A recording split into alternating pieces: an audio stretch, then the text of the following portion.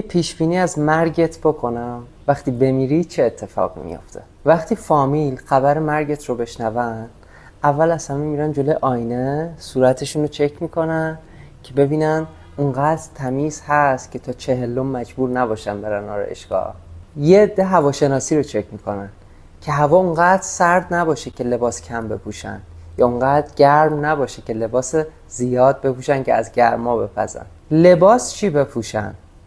چقدر از تله هاشون رو بندازن که فامیل بگن فلانی چی تو دستش بود. شام غریبانت حواسشون به این هستش که نوشابه زرد بردارن یا مشکی. چرا جای مرغ کباب ندادن؟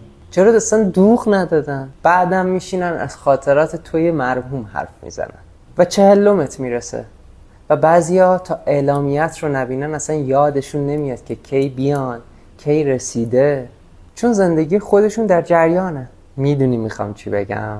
تو قراره بمیری یه روز، اما مرگت هم زندگی کسای دیگر رو حتی یک روز هم متوقف نمیکنه.